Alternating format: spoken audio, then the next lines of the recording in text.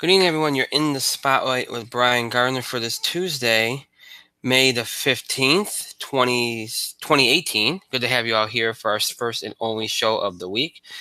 God love, I'm still forgetting the year. It's kind of ridiculous. But anyway, good to have you all here. Hope your weekend was a good one.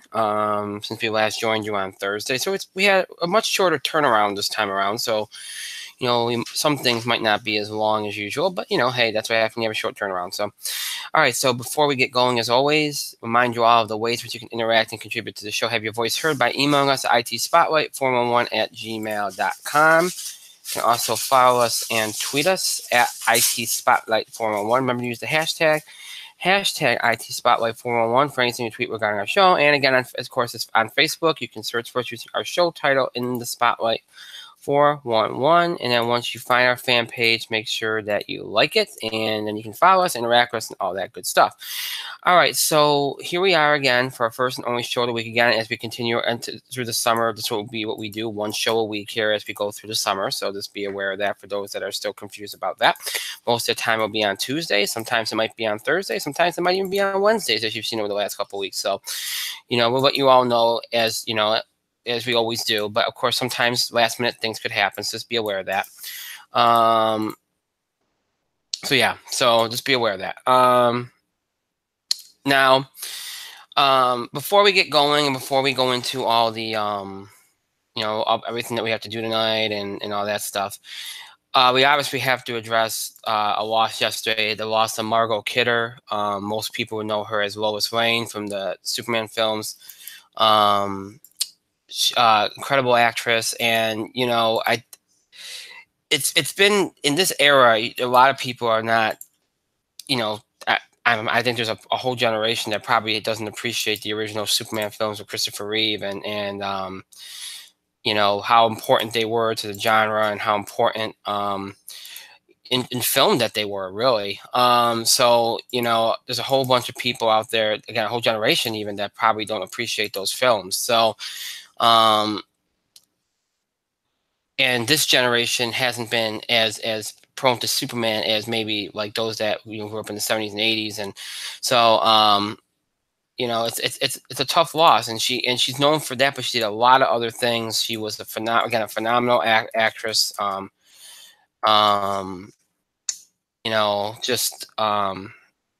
yesterday she passed away, like I said, and again at 69, and her career, people are talking about Superman. She was in all 3 Superman movies.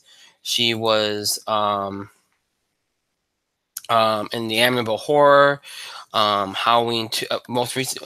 She was in Halloween 2 back in 2009. I know that. I'm just thinking stuff off the top of my head. So many other films. We could list a ton. I mean, her Crime and Punishment. I'm trying to think of the ones. Silent Cradle. Gosh, I'm trying to think. She was in Pygmalion. I know that one. Cool Money, Real Gangsters. So many films. Her career was vast. She was in so many different things. So it's a true loss. She was a phenomenal actress and really an icon if you consider the Superman movies. So our thoughts and condolences go out to her family and friends, and may she rest in peace. That's a huge loss, and that's again an icon in a lot of ways for if you considered how important the character Lois Lane was, and Margot again was in so many films. So many films. I mean, if you look at her filmography, it's endless. And that's just her film roles. She's in a lot of other things as well. So a tremendous loss. I wanted to start with that off the top here tonight. All right, we have a lot to do tonight, and we have a lot to do in the entertainment realm. I didn't think we would do this a lot tonight, but I think we're going to, because thankfully the networks, with their schedules and their upfront, have given us a lot to talk about. I didn't think we'd have a lot to talk about, but we do have a lot to talk about. So, we will do the box office beat, which probably won't be very long, just more Avengers dominance. Our TV picks will probably be very, very short, only because we just did them on Thursday, so there wasn't a whole lot between Thursday and now. So you don't have to worry about us doing a lot with that. There's not a lot of wrestling stuff this week, so we will do wrestling as well.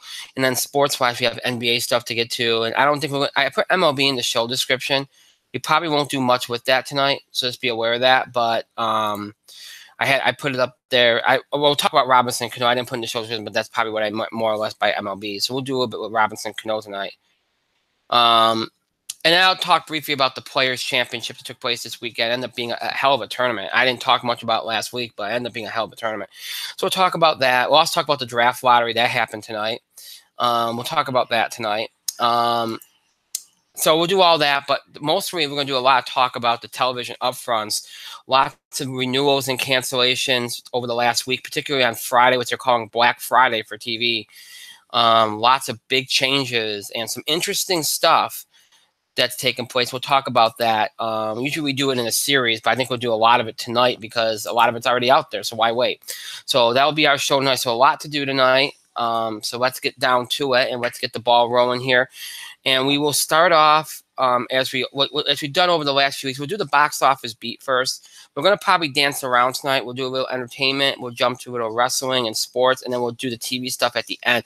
I like to keep the thing that we might do a lot with at the end so that we can kind of, we got a lot of the other stuff done and we can kind of spend some time on it. So that's kind of what I've been doing, whether it's sports, wrestling, or entertainment. I like to leave whatever the longest segment is for the end of the show because it just makes more sense to do it that way. So that's what we'll do here tonight. So we'll do the box office beat, then we'll jump around a little bit, and then and then we'll move on from there. So as we wait for my co-host to jump on the line here. So all right, so let's get right down to it. And again, this is going to be a very short box office beat because it's basically what we all thought was going to happen happened. Avengers dominated again. All the headlines. The bigger headline, it wasn't the U.S. total. It was what it did internationally. But having the second largest opening ever in China, it pulled in a $200 million number over there, which got it to $1.6 billion overall globally, which puts it as the fifth largest global release of all time, passing the first Avengers. The expectation is that it's going to likely hit $2 billion. You look at what Marvel's done this year. You got a $1.6 billion Avengers movie and a $1.3 billion Black Panther movie. Collectively, between those two movies, Disney's made $2 billion. It's ridiculous what they've done this year. But yeah, when you take into account this weekend, U.S.-wise, Avengers still did very well. It was a pretty decent third weekend at $62 million. And its third weekend, it's made, again, it's approaching the $600 million mark. I think it already passed the $600 million mark, or will pretty soon in the U.S. So it's done very, very well. Now, there was a little bit more in the way of competition this weekend. Not much, but a little in the way. Movies that might have a chance to get more seen. And we saw that in Life of the Party, the Melissa McCarthy County put in 17.8, which is right around what I thought it could do. And you also had the thriller Breaking In, which put in 17.6, which is a little bit of a surprise. I didn't think it would do as well as it did. So those two movies were very close, much closer than I thought. Outside of that, Overboard, new release from last weekend, dropped from second to fourth, pulled in 9.8 million, which wasn't that bad. I thought it would drop further than that. A Quiet Place continued to do very well, dropping from third to fifth, 6.4 million in its sixth week, and everything else was under 5 million. Now, 5 movies over 5 million was better than I thought it would be for this week. All in all, not too bad. Life of the Party pretty much hit its estimate. Breaking In overperformed. Overboard overperformed. Quiet Place did about what you'd expect it to, maybe a little bit better. And Infinity War pretty much hit its mark, only dropping 45%. So all in all, it ends up being a decent second weekend of May.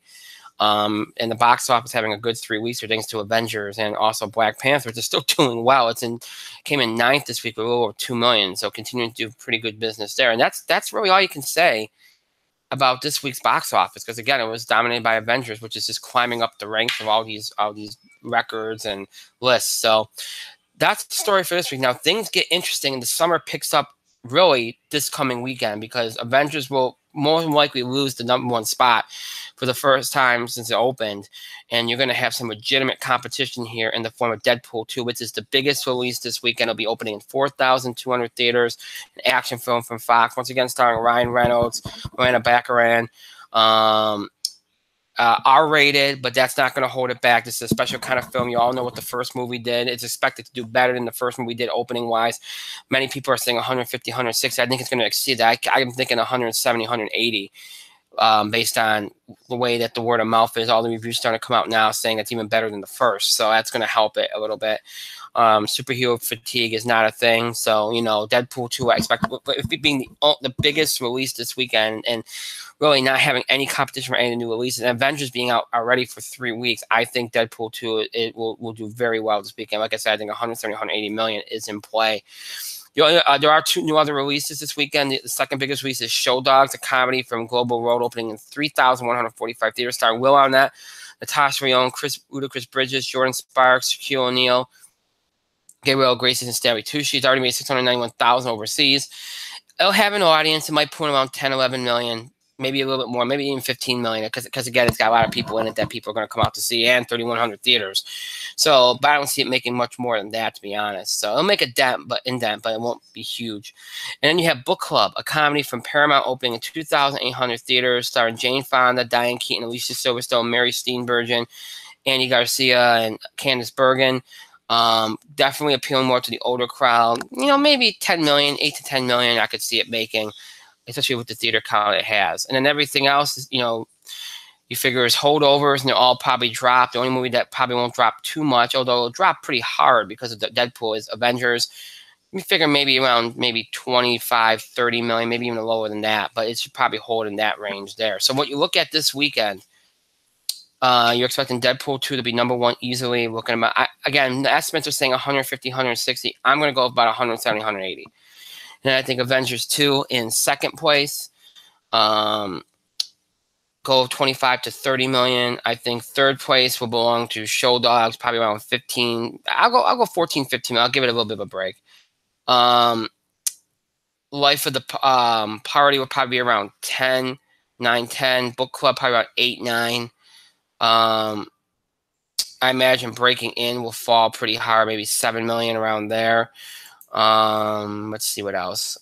Anything else going to factor? Overboard, maybe around 6, maybe 5.5. And I think A Quiet Place will be right around 5 as well. So all in all, it should be a pretty decent weekend box office. Actually, more than decent, pretty good weekend box office wise. And then things continue to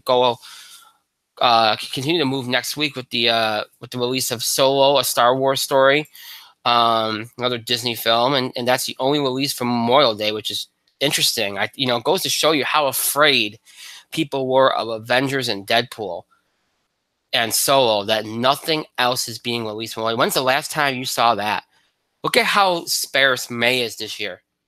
You have Avengers, which got essentially, which moved up a week, but even if it didn't move up a week, it would have had 2 weeks to itself, other than the Melissa McCarthy film. Deadpool, which moved up because they weren't afraid of anything. And then Solo. I mean, it's really been a 3-movie month. And, if you look at even the first week of June, there's nothing really that's going to, I would imagine, going to be a really compete. So next weekend after Solo, look, outside of comic book movies and Disney films, and the next big threat to anything at the box office is going to be Ocean's 8 on June 8th. It's like the rest of the studios don't get in on summer until June. It's crazy. It really is. Crazy. So, but we'll obviously talk more about those angles and storylines as we go forward here. All right, so I told you it's going to be a quick box office beat, and it was. We'll leave Mike's not on the air yet, so we'll leave the TV highlights until he jumps on, because that's something that he can get involved in. So we'll leave those for right now. So again, I said we're going to dance around tonight. So we did a little entertainment with the box office. Now let's jump out and jump into sports. Let's do a little bit of sports here right now. I mentioned I want to do a little bit with the Players' Championship, so let me get that out of the way now, just because, again, I think it's worth mentioning. An incredible weekend, a tournament that I don't think anybody expected to be what it was. Just a dominant weekend. Just crazy how good it was. Tiger was in on it. Tiger played very well this weekend. Tiger played very well this weekend. You have to be impressed with that. Justin Thomas was great. Webb Simpson, though, put on an amazing performance. A lot of people, were emotional about it. It was just, his father died last year. May he rest in peace. And then it's a big, They made a big. They mentioned that and how much it's meant to his mother. And he started Sunday with the largest lead ever at the Players Championship. And then Tiger Woods playing 4 groups ahead of him. There was a lot of wild. It was a dramatic day, and it was a great day, and um, it was crazy. He put on a show. He really did. Justin Thomas put on a show. It was a great event. It really was, and so I think PJ's got to be happy about that, and some of these younger players are rising to the occasion and putting on a show. And here's the thing: with Tiger playing well enough to get people's attention here, and eventually Tiger's got to win one, but with Tiger playing better and keeping people interested, and it's putting more eyes on the PGA, and it's getting people more interested in some of these young players. It really is. It's really giving people interested in some of these young players. So it's good for the game. It's getting people's attention more so. I mean, Jordan Spieth did a little bit of that a couple years ago, but this is happening. Obviously, Tiger's on a different level. This is happening more so now. With Tiger playing this well, it's putting more eyes on the golf game, and that's a good thing. So it was a great event, and again, it's a wonderful story. And I would have never thought that tournament was going to be that good. It was that good. So kudos to Webb Simpson and even Tiger. Tiger played a great. It finally all clicked for Tiger Woods this weekend. And if he can do that again, he's going to win something this year. I'll tell you right now, if he played, because think about this for a second, okay? If Webb Simpson doesn't do what he did, okay, I think, we might be talking about a whole different story here. Tiger played great.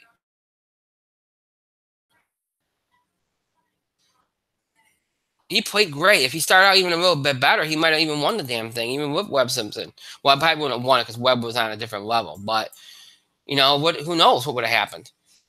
So, just great tournament, and good for the PGA.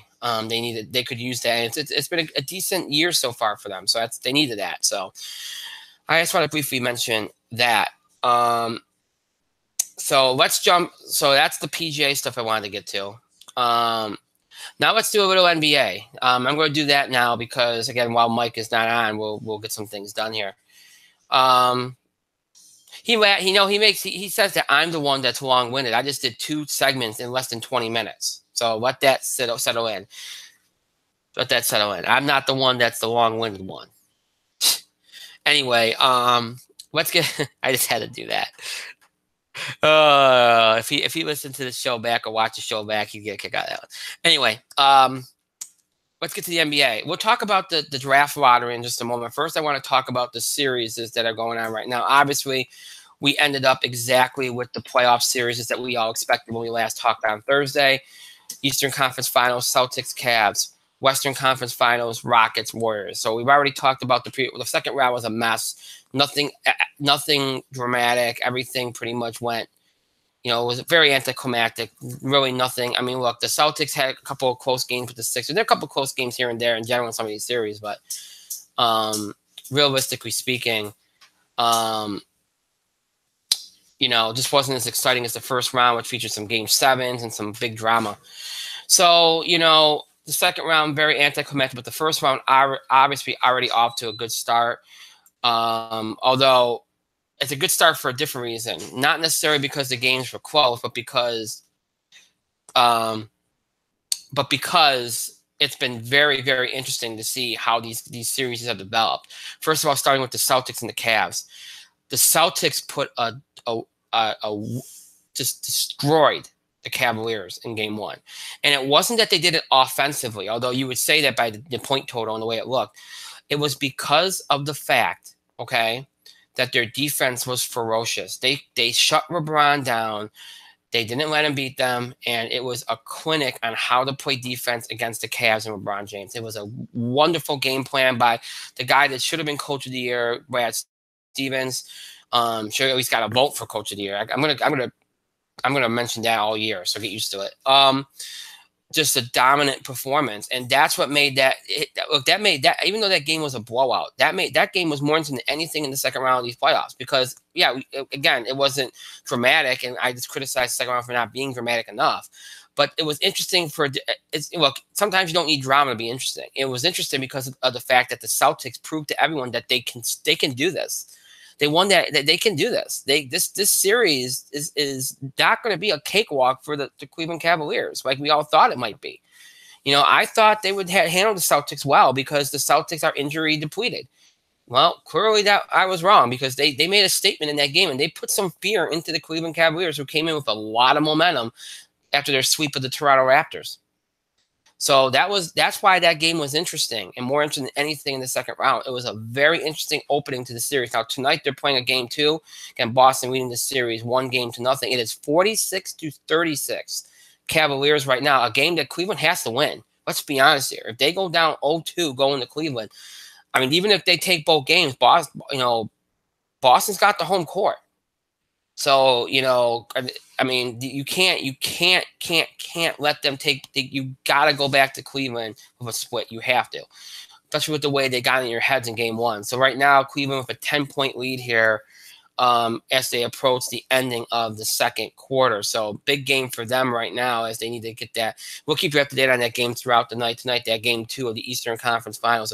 It's a game. It's a game the Cavs have to have. It's a game they desperately have to have. And as interesting as game 1 was in the Eastern Conference Final, it was equally as interesting on the Western Conference Final side of things last night as the Rockets and the Warriors got underway from Houston. And what you saw in that game was interesting, not because somebody proved themselves, but because somebody didn't. All year I've been hearing people talk about the Rockets and, they've been so impressive. And all I say is, you know what?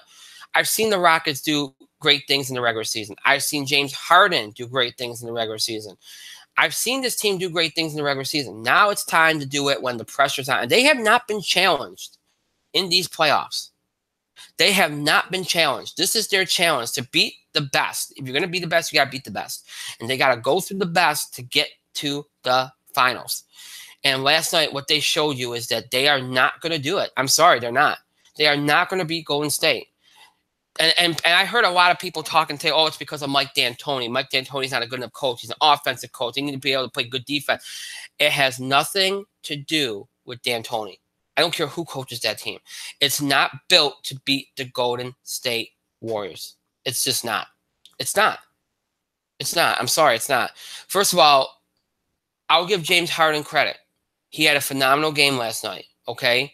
And one of my criticisms of James Harden is that he disappears in big situations. Now, that to me hasn't still been proven wrong yet. That feeling of mine that he's not there when you need him. Okay, that hasn't been unproven yet.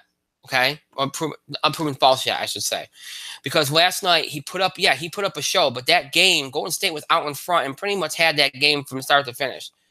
Okay, Golden State, that you never felt like Golden State was going to lose that game.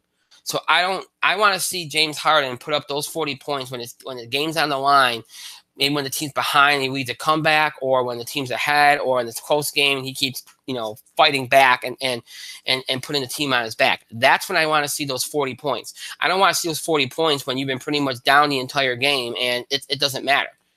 I want to see a gut check from James Harden. I used to criticize LeBron for the same thing. And LeBron has proven himself to me. James Harden has to prove himself. He has yet to do that. So while we put up a great point total last night, that doesn't prove anything.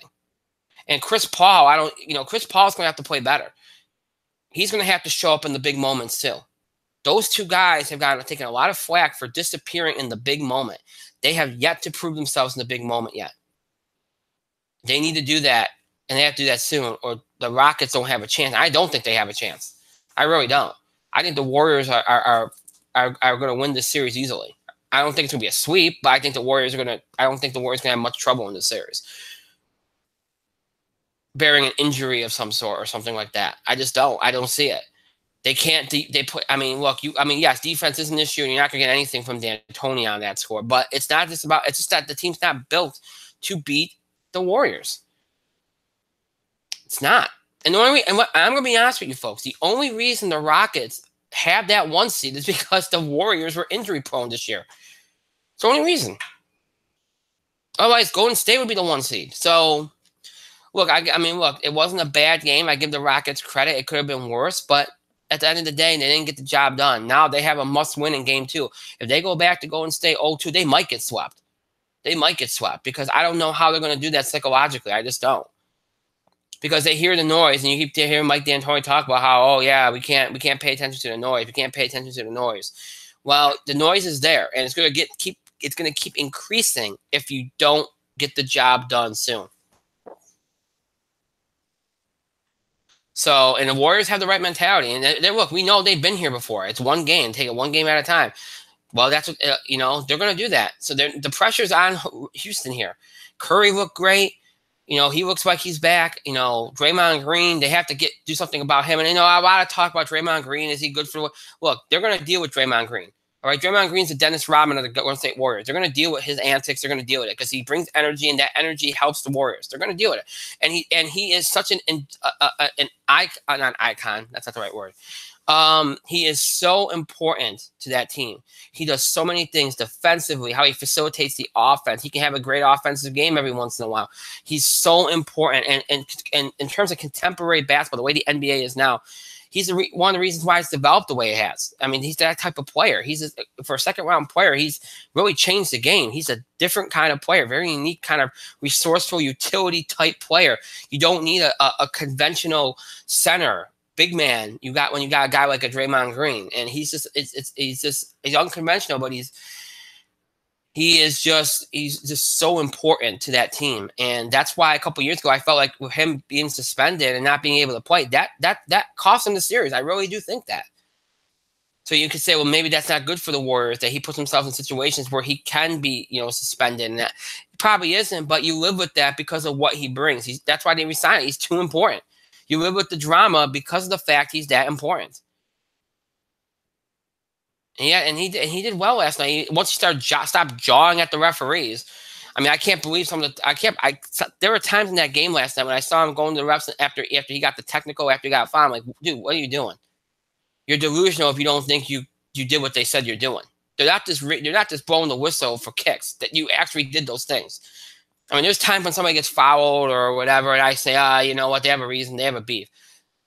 The things that Draymond did, I mean, he pushed Harden in the neck. I mean, come on. And you're not going to expect him to call something? Give me a break. But again, you live with the drama because of all that he brings. He's such a unique player. And a very important one at that. So you live with it. You deal with it.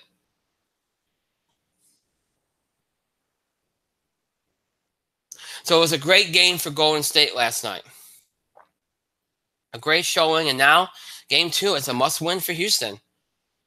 I think Game 2 is more of a must-win for Houston, and Game 2 is more of a must-win for Cleveland. Not to say that Cleveland doesn't have to win. It's not important that Cleveland win. I think it behooves Cleveland to win. But I think I could see Cleveland coming back from 0-2 more than I could see Houston coming back from 0-2. That's just my feeling.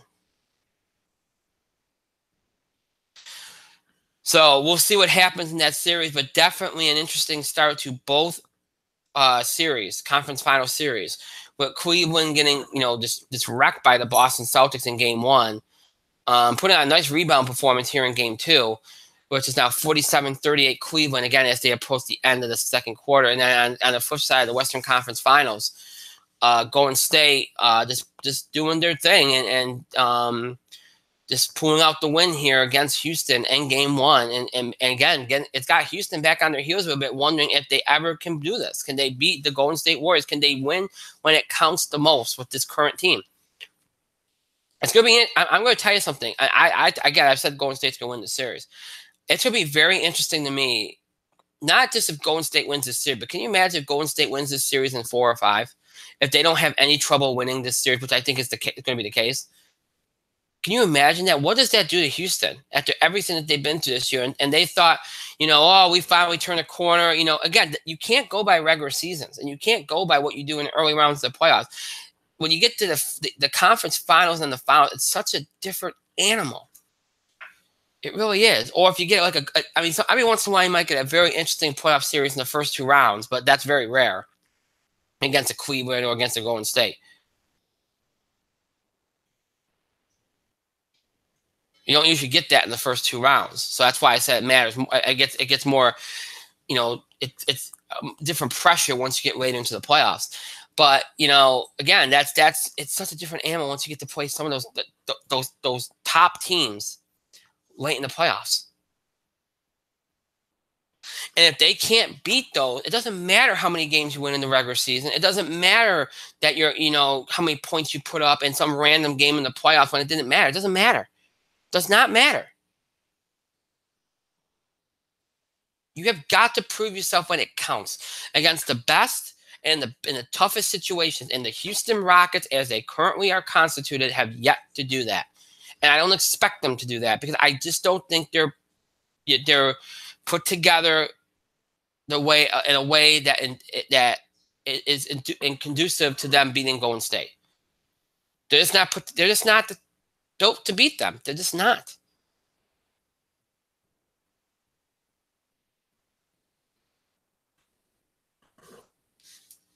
So it is what it is.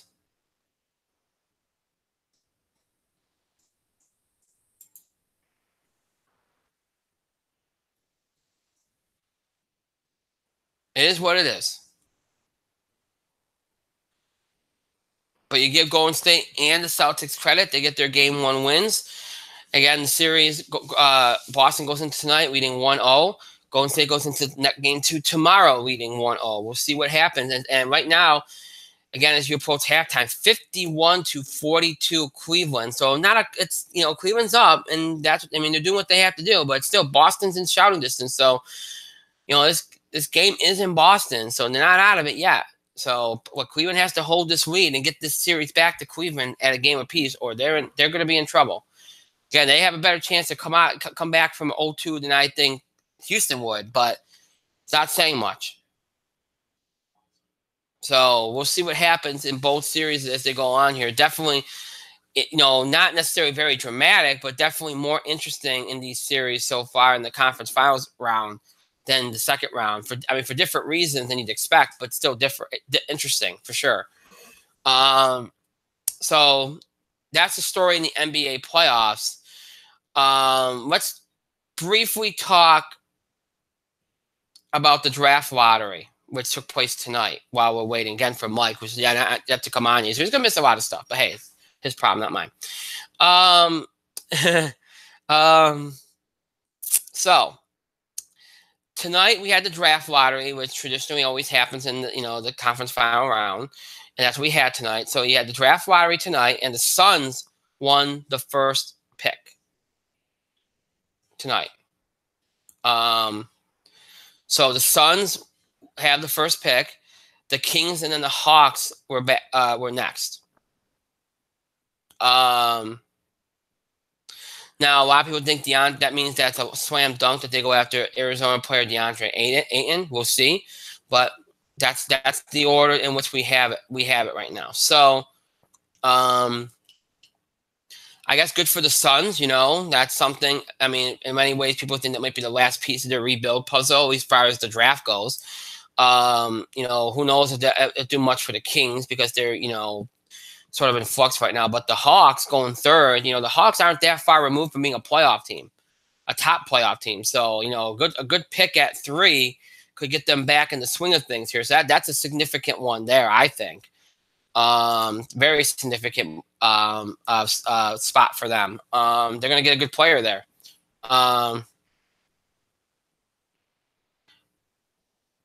So, and a lot of people think the number 2 pick is going to be the thing that kind of shapes the entire draft. Who Sacramento takes is going to shape the entire draft. We'll see what happens there as you get closer, to the draft in June. So interesting.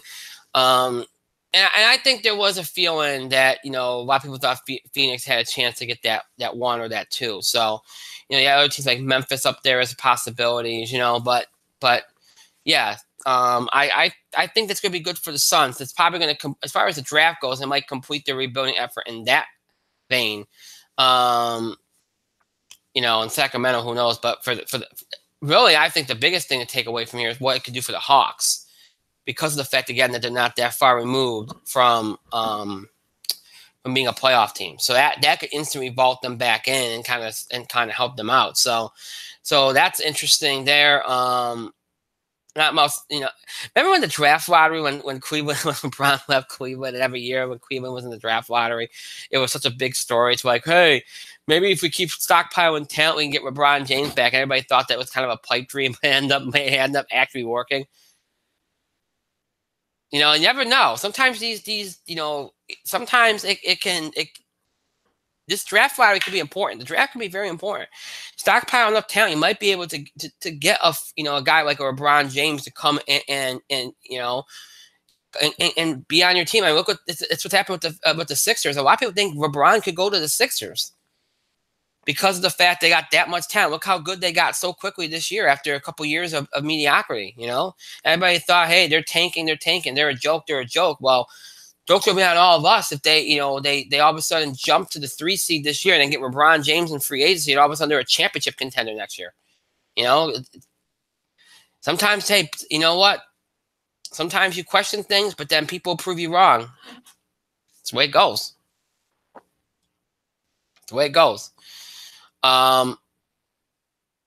So I wanted to touch on the draft lottery really, really quick. So that's why so we did that. Now we're gonna jump a little bit to MLB here for a minute before we jump out of sports. Because there was big news today. And that was the Robinson Cano news, where it was announced that he got banned for 80 games for violating the league's substance abuse policy. Now, this is a story that requires a lot of explanation here, because here's the thing. Now, first of all, the news coming out of the weekend was about LeBron. Wow, so I got LeBron on the brain. Was about the injury to Robinson Cano. He broke a bone in his hand. And he was on a 10-day DL, but the expectation was he was going to be gone for probably around 50, 60 games. And then all of a sudden today, you get this news. Now, apparently, Cano failed the drug test in spring training.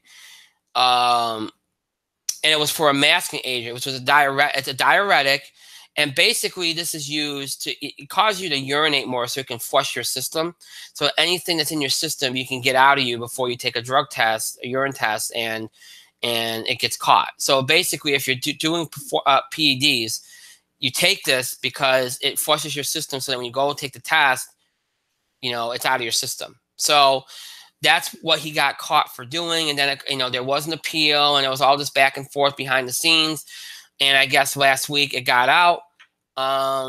They issued the punishment, and I guess he appealed. I guess somehow I'm looking at the story right now because I wasn't clear on some of the details. I'll get to his quote in a minute. Okay, I'm getting this from the ESPN article on this. A source familiar with the case told ESPN's TJ Quinn, okay. Let me just make sure I pause. I don't want the sound to get through. I'm sorry. I don't want the sound to get through the screen here, because I want you guys to get annoyed.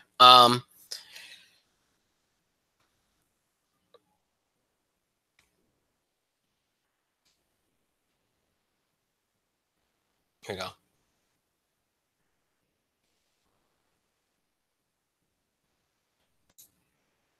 Okay. There we go. Okay. So, no tested positive before the season and appealed.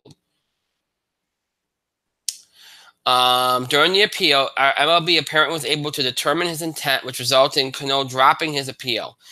Cano said he was given Formoxicillin by a licensed doctor in his native Dominican Republic, and the substance is used to treat various medical conditions there in the U.S. His quote was this. This is what he said, okay? And I quote. Recently, I learned that I tested positive for a substance called furosemide, which is not a performance-enhancing substance, said in a statement released by the MLB Players Association. That was Cano who said this, by the way. For more than 15 years, playing professional baseball has been the greatest honor and privilege of my life. I would never do anything to cheat the rules of the game that I love, and after undergoing dozens of drug tests over more than a decade, I have never tested positive for a performance-enhancing substance for the simple reason that I have never taken one. He went on later to say, "Well, I did not realize at the time that I was given a medication that was banned. I obviously not wish that I had been more careful. Uh, this was the most difficult decision I've ever made in my life, but ultimately the right decision given that I do not dispute that I was given this substance. I apologize to my family, friends, fans, teammates, and the Mariners organization. I am extremely grateful for the support I've received during this process. I look forward to rejoining my teammates later this season.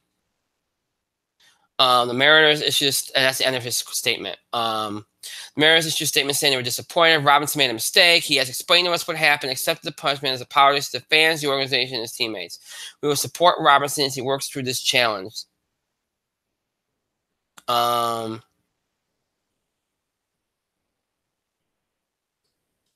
see.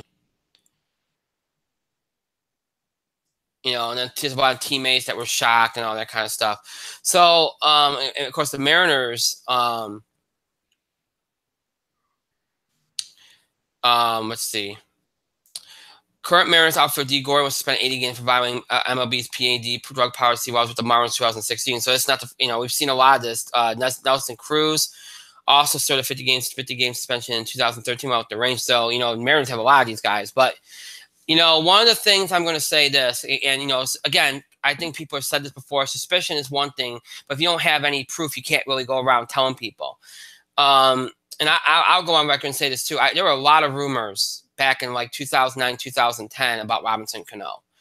He was hanging around Alex Rodriguez and Melky Cabrera, the two best friends on the Yankees, and both of them got caught and got suspended, for PEDs. So you can't condemn by association, but there was all kinds of talk. It's like, well, those two did it, and here we are. And, I'm not going to go on this outrage tirade because here's the thing, all right? At this point, outrage is, people get outraged and they'll go on social media and they'll go, oh, cheater, cheater, cheater. But then you go, when he comes back to Seattle, like everybody else is going to get a standing ovation and it's going to be forgotten about. And that's just the way it goes. I'm not saying, and look, it's wrong for them to be for them to be taking these PEDs. It's wrong. We all know that. We talked about it, but we know that people forgive and forget and move on, and they're going to do that here. And Mike has finally joined us. I went through like 4 subjects and topics. Mike, I'm on my game tonight. You're in the spotlight. Maybe. You there? Doesn't sound like he's there yet, folks. All right. So what was I? Are you there? I can hear a sound. Interrupted. Huh? You interrupted my dinner? Oh, for crying out loud. It's my 10 after dinner. There's no maybe.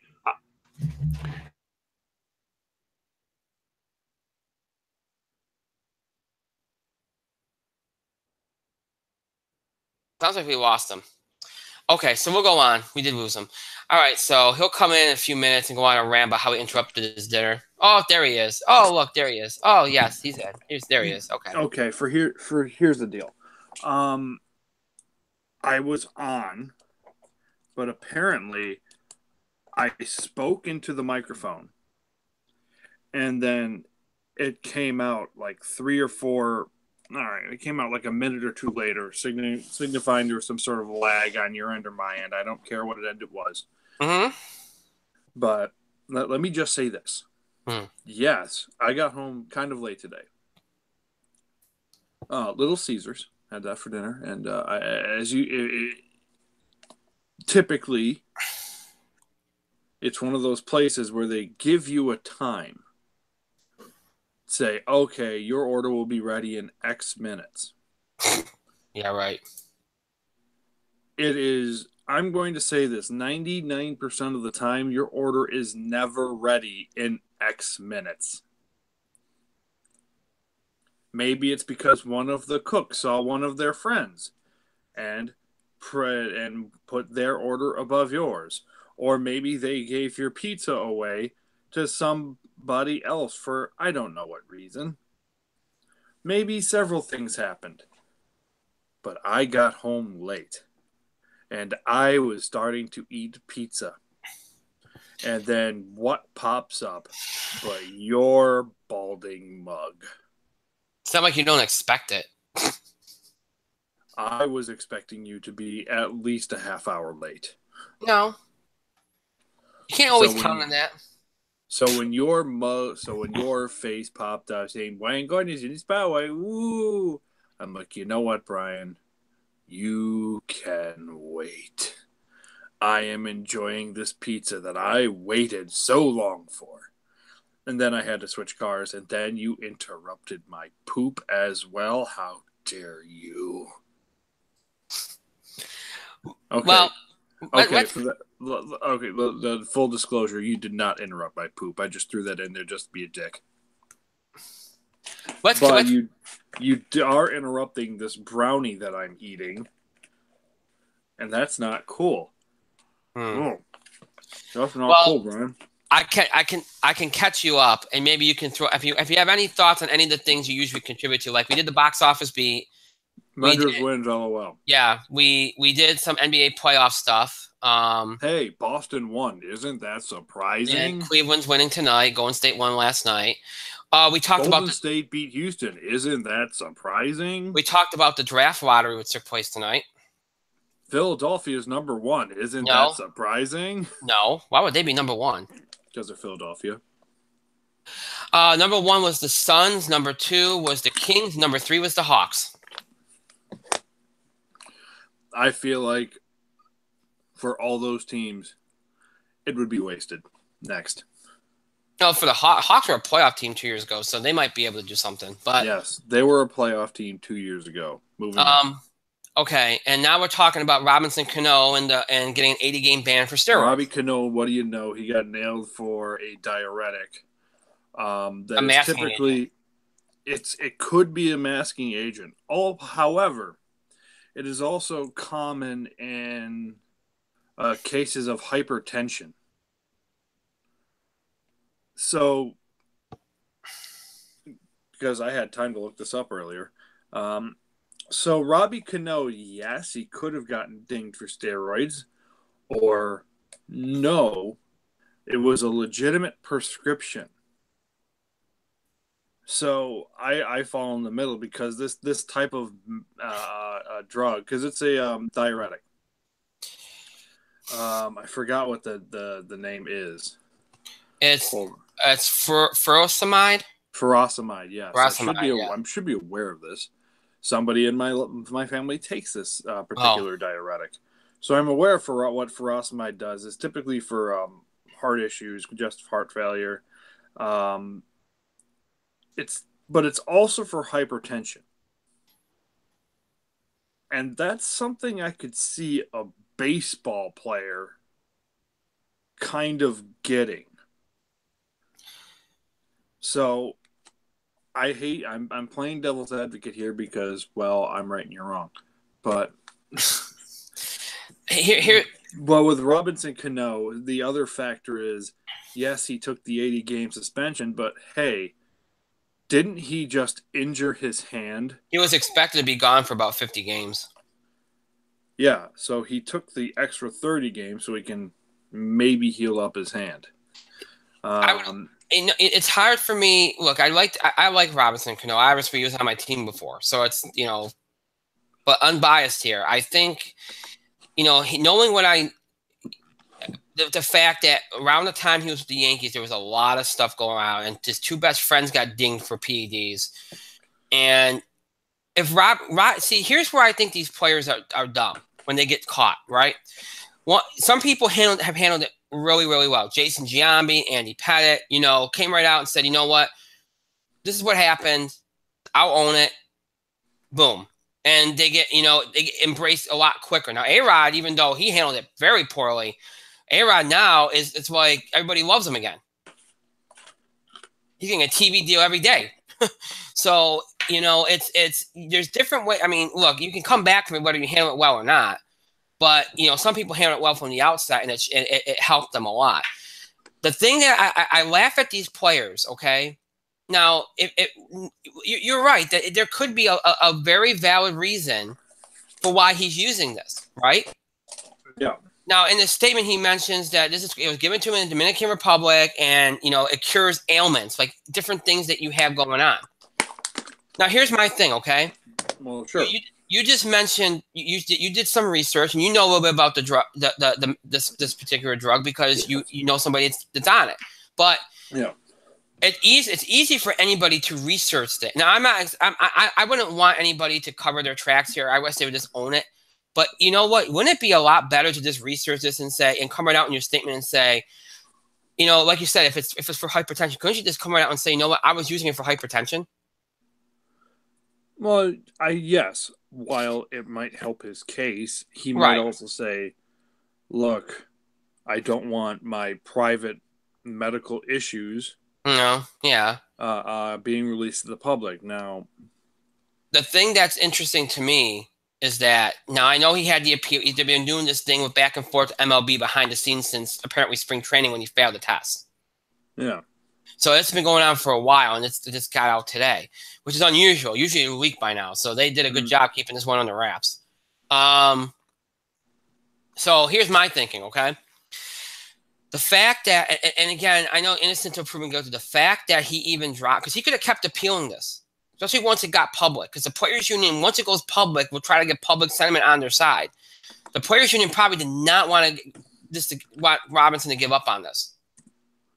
Especially since he's hurt right now. They did not want him to give up on this. Cano, now, I think here's the thing that I think Cano was thinking, okay? Cano was probably thinking, I'm hurt, I'm gone for 50 games, I might as well just drop it anyway. Yeah. And make myself look good because I got to be gone anyway, right? Now, you could quibble that there should be a rule in place that prohibits you from using your injury time for your suspension. I think there should be, because that is kind of cheap. But there's no rule against it, so there it is. Anyway, we could do that some other day, talking about that. But here's my thing, okay? That's why he probably dropped the appeal. But here's the thing: when you drop your appeal, okay, so quickly after it goes public, all right, it makes you look guilty. It's like, wait a minute, you did something. Why would you drop the appeal? Why wouldn't you keep fighting for your innocence? Now, again, I understand why he did it. I'm not saying, for my own purpose, I get it. But there's going to be people that don't. They're going to say, well, you know what? You just indicted yourself because you're not fighting for your innocence. And, you can keep fighting until the MLB says you can't fight anymore. A-Rod did it. They all did it. They've all done that, where they fight until the MLB's like, you know what? There's no more resources. You can't go anymore. You can't appeal it anymore.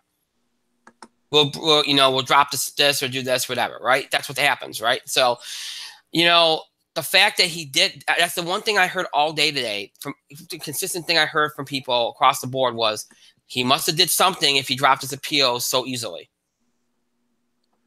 You could say that. I don't think he did. I'm just saying. I don't think that was the reason. Well, I think that could be one of the arguments for it. Right. But then again, he's injured. He could be, and he's injured. Right. So it's like, I could garner goodwill and I could serve this thing, and I have to be out anyway. I think that was the mentality. That's what I think it was. I guarantee you. But with this particular masking agent, or let's call it what it is, diuretic, it could be used for legitimate purposes. Oh no, I understand that. Yeah. So I'm with, personally, I don't even know why we're still talking about this, but whatever. I'm withholding judgment. I get it, and I think, like I said, there's always people that do that. We've seen that happen before in these cases, and my gut tells me that his reasoning in dropping the appeal was because of the injury. Because here's the thing: he's out 50 games, but if he has to have surgery, he could be out even longer. They haven't decided on the surgery aspect yet. So, it depends on, like, he's going to go to a doctor, they'll examine, and they'll see where they're at. It's a guy that never has, he's played, he's averaged like 150 games a season his whole career. He never misses games. Now, of course, people are going to say from now, people are going to say, oh, now, that we know why. Well, look, I've always suspected, I hate that I've always suspected, so maybe I'm coming from it from a different angle here, but again, innocent until proven guilty. People are saying this is going to crush his Hall of Fame because, they're not going to write anybody into the Hall of Fame, at least this grouping, that's been suspended for any reason. It's just not going to happen. They've started to have people that were under suspicion in, but they're not. If you have a suspension near your name for PEDs, you're definitely not getting in right now. And he would have gotten in. Cano was on pace to get in. He was. So, we'll see. But, I mean, you can always rehab your image later. But still, it was a shock in regards to baseball today. Big, big shock. Before we move out of sports and jump into wrestling and then finish off with TV, going back to entertainment to end the night where we started the night. A lot of people I didn't mention this in the opening, and I didn't mention in the show description, but we're not going to talk about that. I'm just going to, just so people know I acknowledge you out there that are asking about this, the sports gambling topic. Because that's a huge topic right now. We are going to talk about that in a future show. Guess what? We're going to talk about the NCAA stuff. We'll probably do like a combo show with that sometime soon. Look, all I can say about it is this: it's something that's a long time coming. It's something that a lot of states have wanted to happen, particularly New Jersey. It's huge. It's going to be a big deal. Over the next 5 years, as you see more and more states, bring legalized sports gambling into the fold. And here's the other part that I don't think is getting talked about enough. The individual sports want this to happen, but they want it to be controlled. They want regulations to make sure it doesn't get out of control. So that's going to have to be solved too. It's not just about what the states are going to do. The sports themselves want it to be policed the right way. So that's important too. And that's something that I don't think is getting discussed enough in this whole thing. So that's another layer to it. We'll talk about this as we go along here. Again, there's going to be more news on it, more layers to it as we go. I don't want to do it tonight because right now the ruling is just the start of this. And it's going to kind of keep building and building and building. And you're going to see more states get them, enact laws legalizing it in their own states. And it's going to go from there. For right now, I don't want to talk about it until it rolls out and we get more information on it, and then you see the sports themselves get involved. But it is a significant development, and it's something that a lot of states wanted to happen for a long, long time. So it's a pretty big deal, and you'll see why as it rolls out over the next few years. So again, we'll talk more about that as we go along. We'll probably do like a show on that along with some of the NCAA. We haven't done that because we haven't had time, but we will do those things as we go along here. So I just wanted to take a minute to note that. Because people ask me about, when we're going to do NCAA stuff, we always do like a show like that every year. Then people have been asking about the sports gambling thing, and they want us to talk about that. Well, again, as it rolls out, we'll have more information. Therefore, we can talk about it more. Right now, it's just getting going, so not much out there to talk about in regards to it. So, all right, so that's it for sports. Let's jump to wrestling. There's not a lot there, although Raw and SmackDown, even though everybody, if you read spoilers, knew what was going to happen going in. Usually those shows aren't really good. They end up being more filler. And for the most part, they were filler. But here's the thing: they featured some pretty big developments. Raw last night had some more qualifications for Money in the Bank. Bobby Roode. Who else qualified last night? I forgot who else qualified. Bobby Roode and who else? There's somebody else that qualified. Was it? I know Alexa Bliss qualified for the woman. Let's see, I'm trying to think of who else qualified last night. And as far as Raw goes, here I got the list right now. Let's see here. They had the whole Jinder Mahal Roman Reigns thing, which is making Jinder out to be a face, which I think is crazy. Oh, the main event was supposed to be Jinder Elias versus Bobby Lashley. Reigns, of course, injured Jinder enough so he couldn't be in the match. Kevin Owens gets into the match, wins the main event, was helping Sami Zayn. Owens is in the match as well. So that's the other part. That was an interesting development as they continue to play up the McMahon angle. You had the Rollins-Owens match towards the start of the night, which was amazing. Rollins continues his great work. Doing his guitar thing.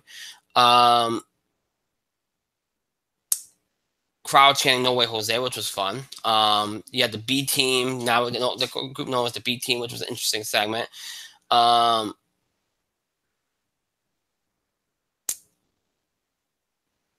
Natalya, Ember Moon, Sasha Banks had a great match against the Riot Squad. Of course, the big news out of they decided to do this at the NBC upfronts, which we'll talk about more later. having Ronda Rousey and Nia Jax set up a match. We'll talk more about that in a minute here, as a lot of people are going to be shocked at the fact that they already went to Ronda going for a title. I'll explain why they're doing that, as according to what's being said in a moment. We also have Braun Strowman, Finn Balor versus Dolph Ziggler and Drew McIntyre. It was a pretty interesting match. Wyatt and Matt Hardy versus the Revival. Sami Zayn and Bobby Lashley started their feud. He interfered in the main event again, like I said. So Raw was interesting last. So you had some development. It was interesting. There was still a lot of filler, but it was at least interesting filler. So a lot of development, even though it was a pre-taped show and spoilers were out there. And the same thing. I was at my friend's house. Oh, she there said, you go. Add. Sorry, I thought I took the volume off. I didn't. My bad. So that was Raw last night. SmackDown tonight.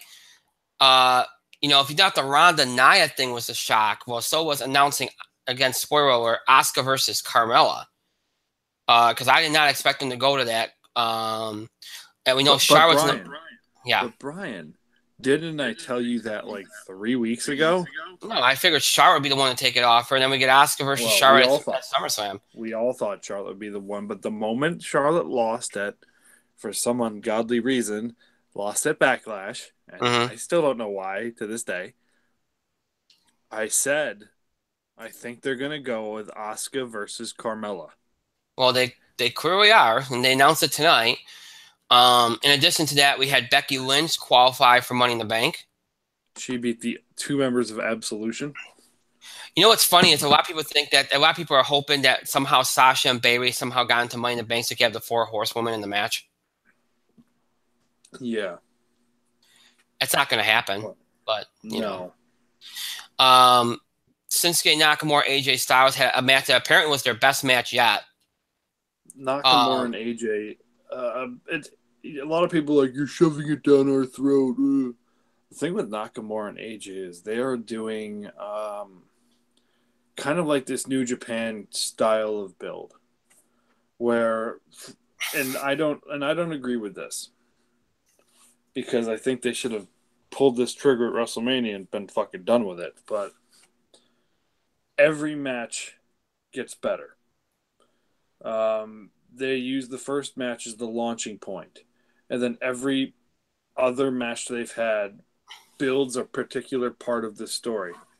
So Money in the Bank could be where it finally culminates. So Nakamura and AJ had a really good match, which Nakamura finally won. And now he gets to choose a stipulation. And now Nakamura gets to choose a stipulation. It'll probably be something like last man standing. That's what I'm hearing it's going to be. That's last man standing. Even though neither of them would have won a last man standing match anyway. It doesn't matter. It'll be good, though. It'll be fantastic. Now, the difference is New Japan does this type of storytelling over months and years. And we're doing it in a short period of time. And WWE typically does it within like 3 months, and then they move away from it for forever, unless you're John Cena and Randy Orton. Then it goes on forever. Then it literally goes on forever. So, or Owens and Zayn. Owens and Zayn, who are destined to fight forever or team forever. Both. I'm okay with both, because they're money either way. But yeah. So I'm expecting big things out of their Money in the Bank match. And they at this point, they really need to pull the trigger, so to speak, on the Nakamura win.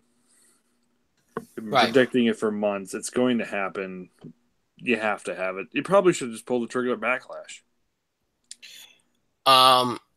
We also announced for next week 2 more Money in the Bank qualifiers: Lana versus Billie Kay and Samoa Joe versus Big Cass. Yep. I'm guessing, based on the fact that apparently there's some heat on Big Cass for going off script last week against Daniel Bryan, I'm guessing Samoa Joe will win that match. That's just my feeling. Shit. This is my feeling, though. Don't quote me on that. Let's see. And I think that was it as far as Raw, SmackDown goes. I don't think there's anything else really to mention. New Day beat the Bar. So the New Day get to choose one of their members to be in the Money in the Bank match. It's going to be Kofi. It'll probably be Kofi. Because he can do the spots. That's And we I know. think, and then it'll be Joe. I'm surprised they're not going to get Andrade Cien Almas in the match. I think they want to build him up a little more. Probably. He just That's my debuted. feeling. Yeah, he just debuted. I think he's going to have a match on the show.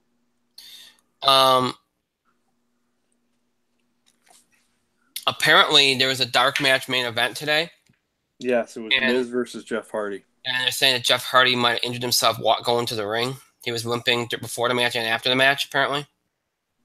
And during the match. Yeah, so we'll have to keep an eye on that one. That could be something worth mentioning. Looking at. Oh, and they also announced Ronda Rousey's UK in-ring debut for a special summer live event from London. I sincerely do not give a shit.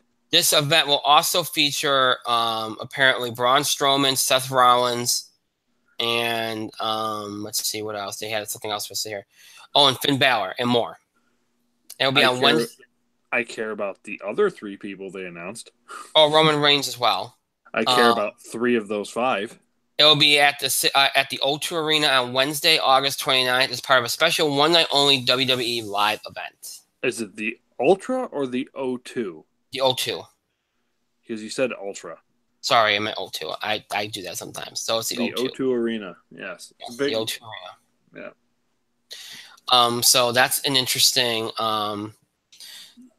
thing to mention. Also, of course, the big thing all the last week was Charlotte's been kind of having some issues. It's expected she'll miss time, which is probably why she's not getting the title match, and Asuka is. And it's probably why she's going to probably not win Money in the Bank. So that's been a big source of discussion over the last week, along with John Cena and Nikki Bella and their drama. And CM Punk will go to trial with his WWE doctor later this month. So we'll keep an eye on that story. Which is about a month ahead of his second attempt at a UFC career. UFC 225 in Chicago. He's fighting in the first match on the pay-per-view against Mikey Johnson or something. Something Johnson. So interesting. So there was some interesting developments this week. There really was. It was some movement. I mean, it's still, it wasn't very eventful, but again, they're kind of dragging their feet because they don't have a pay-per-view to June 17th. So yeah. Also, we're closing in on Brock Lesnar beating CM Punk's WWE title reign. So if you care about that, well, I mean, yeah, you might. Although, if you really look at somebody broke down the statistics. CM Punk, during his major streak, had hundreds of defenses. Yes. Brock Lesnar has exactly 10. So you have to. So as a fan, you have to question: is it a legitimate reign? Because they're treating this universal. Go ahead. All right. No, well, keep in mind he also was injured for a portion of that too. Punk. Yes, Punk was injured during a portion of his reign, but Punk had hundreds of defenses. Yes. Brock Lesnar's had 10, so they're kind of treating Brock Lesnar's run like a UFC title run, where the champion doesn't defend every time. So a champion over like a year might have 3 or 4 defenses, but the fact it's been over a year and he's had 10 matches for the title is borderline embarrassing, and it's not something we should celebrate.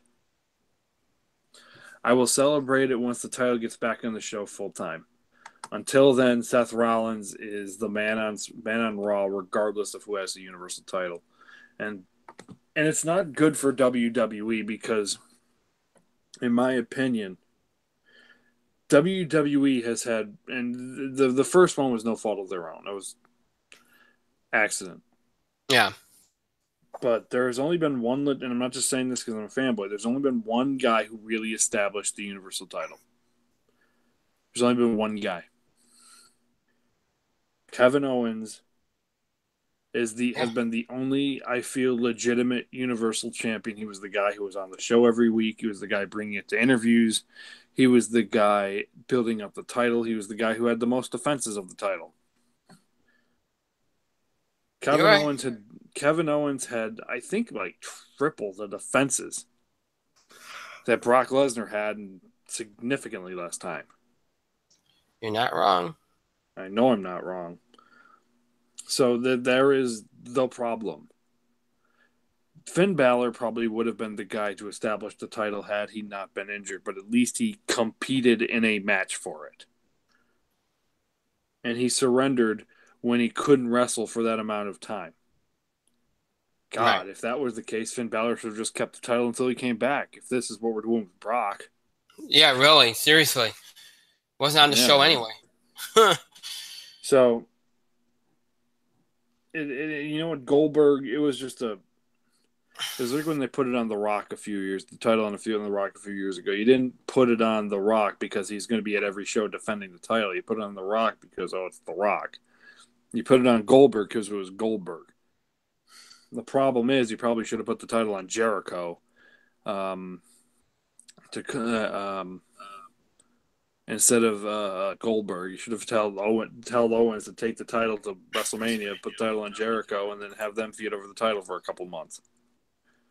It would have made more sense. But here we are. Yeah. All right, so with that in mind, that's it for the wrestling talk. We're going to jump now back to entertainment. Now, we last time we did a show was on Thursday, so for TV highlights, before we get to the TV upfront and schedule stuff, I don't have a lot of TV highlights because I've only watched one show pretty much since Friday. And that was S.H.I.E.L.D. on Friday. I'm catching up on Gotham finally, so I watched a couple episodes, but I don't want to review that yet until I get to some recent episodes. So, and S.H.I.E.L.D. was awesome on Friday, and that's all I'm going to say about it, because I want to fanboy out for 5 minutes about the show. So, even though it was really, really freaking good. But, so I don't really have any TV highlights, because again, we had a quick turnaround. That's what happens when we do this Thursday, Tuesday turnaround thing. So, Mike, do you have any TV highlights that you'd like to mention before we move on? I saw 10 minutes of Deception so far, and I've enjoyed it. That's my TV highlight, Deception. Yeah, and we'll be talking about Deception in a moment because unfortunately it got canceled. The ABC pulled an ABC, or excuse me, ABC pulled a Fox. Yeah, never even gave it a chance. I knew that was going to happen though. I knew it. But all right, before we get to the schedules and all the big stuff, let me first mention the shows that have been canceled so far. I'm just going to read off the list here so that we know here what's going on, what's been canceled. 9JKL from CBS, Alex Incorporated ABC, The Brave NBC, The Crossing ABC, Deception ABC, Designated Survivor. I have a list. Brian, I have a list by network. Well, I don't go by. No, I'm just listing them off. Who cares if it's by network? Seriously. But Brian, let me do it. Okay, fine. You do it. Then. You do it. You can do it better. Good, all right, because go ahead. you were talking for a half hour. So, from ABC foolishly canceled some of these shows. Kevin Probably Saves the World. Deception. And they rightfully canceled the following shows: Alex Inc., The Crossing, The Mayor, 10 Days in the Valley, Quantico, Marvel's Inhumans, and jury was out on Designated Survivor, but they canceled that too. NBC has canceled Taken, Great News, The Brave, and Rise, which is surprising. I'm surprised they canceled Rise. But NBC pulled a Fox with that one, I think. I'm not a fan of the show. It's just it is what it is. CBS canceled Scorpion. That's a little surprising, but where are you going to put it? Superior Donuts. I don't even remember that show. Wisdom of a Crowd. 9JKL. Me, Myself, and I. And I'm surprised they canceled that one. Living biblically. Whatever. Right. All right. Here's Fox. So let's go over the ones they stupidly canceled. Brooklyn Nine-Nine.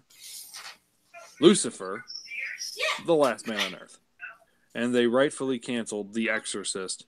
And the jury's out, but they also canceled The Mick. The CW, who surprisingly did not cancel Arrow. Oh, that's not surprising. Maybe it's a little surprising. They canceled Life Sentence and Valor. Do you remember either of those shows? Barely. I remember Life Sentence. I don't even remember. Barely. I don't even remember Valor. So that was the network. Okay. Other shows that got the axe were included on cable included Dirk Gently's Holistic Detective Agency, which was a show they canceled before its time. Yeah, I was upstairs. I figured I just let her be downstairs. Oh, anyways, but yeah, there were quite a few shows canceled. Now, of course, Brooklyn Nine-Nine got picked up by NBC. Yes, surprisingly, Hulu passed on Brooklyn Nine-Nine, which is weird. That really did surprise me. Hulu passed on Brooklyn Nine-Nine because that should have been like a slam dunk because Brooklyn Nine-Nine does some pretty decent numbers for them. But I think the connection with Lorne Michaels and SNL and everything, that probably pulled it over the top. NBC owns the show, so it's an NBC. Now, while we're on the subject of NBC, they did announce their schedule. Oh, my. So, not much. They didn't really do too much shifting around. Obviously, they're going to stick with The Voice on Mondays, and they're going to debut a new drama called. We're not going to talk about these new shows till near fall. So don't. We're not talking about them. I'm just going to tell you the schedule. The Voice starts off Monday with the 2-hour block. 8 and 10. You got Manifest at 10. That's a new drama. Voice will be on Tuesday. The Results Show 8 to 9. Then This Is Us at 9, and then new show New Amsterdam at 10. The Blacklist actor Ryan Eggold. So that's something that I think they're putting a lot of faith in. And then Wednesday, they decided to make into the Chicago night. Chicago Med, Chicago Fire, Chicago PD. Overkill? It's NBC. I think so. That is overkill. They were better off splitting those over 3 nights. That's dumb. That's going to blow up in their face. But that's probably every network makes a mistake on their schedule review. That's probably their mistake right there. My feeling. Thursday, they continue with their comedy block with Superstore, The Good Place, Will and Grace, and a new sitcom called I Feel Bad. Law and Order SVU moves to Thursday nights at 10. I think this will probably be their last season. I think they're going for a milestone. That's why they brought it back. But, they never really like to cancel Law and Order shows until they run out their runs essentially. So Friday, Blind Spot moves to Friday at 8 o'clock.